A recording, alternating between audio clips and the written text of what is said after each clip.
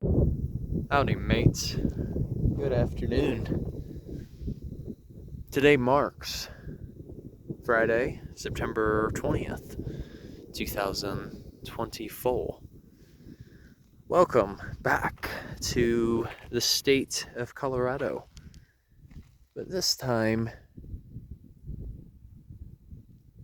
I can cross off another national park that's been on my bucket list for quite some time. Welcome to the Great Sand Dunes National Park and Preserve in southern Colorado, near the town of Alamosa.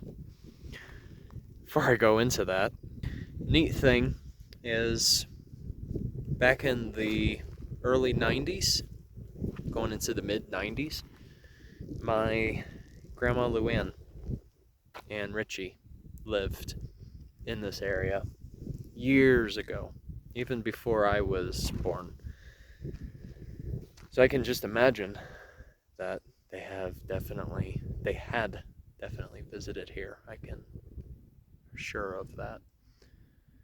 But the Great Sand Dunes are known to be the tallest dunes in North America. Nearby, facing towards the northeast, we have what are known as the Sangre de Cristo Mountains, also known, if you translate that into English from Spanish, is Blood of Christ. And then going towards the southwest, on the other hand, we have the San Juan Mountains. A neat feature about this particular area is the prevailing winds typically go from the southwest to the northeast. Typically, when it comes to prevailing winds, we name them according to the direction they're heading towards, not where it's coming from. So in this case, we have the prevailing northeast winds. But then what happens up in the Sangre de Cristo Mountains is there can be storm winds that come from the northeast going towards the southwest, vice versa. Now, you can see that there's a bit of a pattern there. With the winds coming from different directions, it kind of creates a little bit of a whirlpool effect. And that is essentially what is occurring at this very site.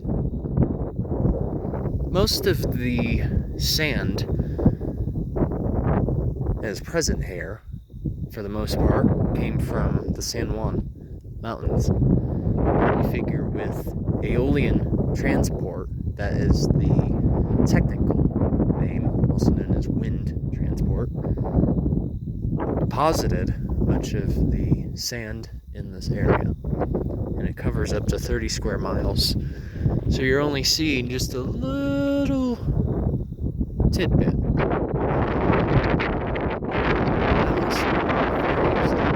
Because this evening I had purchased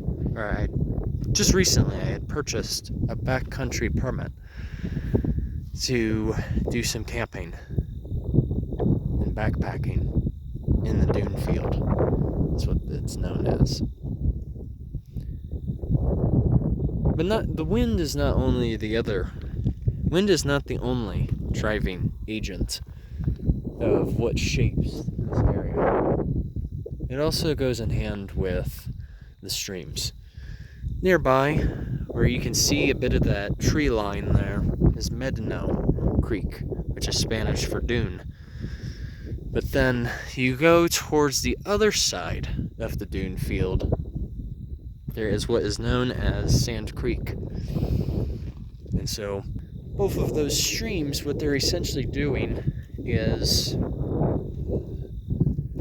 they're acting like arms to the dune field, therefore keeping those dunes very contained and in a specific area, but just the diversity of this area. I mean, you are looking, that's the visitor center up there. And you're just seeing these alpine and montane forests. You can actually see with some of that coloration the aspen. It goes into grassland, present here where I'm standing. You can see some yucca here. And then it goes to the dunes. So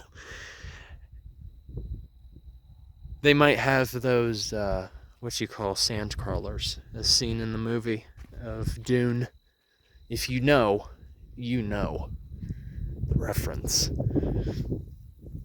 But anyway, in the meantime, I am going to enjoy my time out here, which I am very grateful to have that opportunity. Alright, you guys.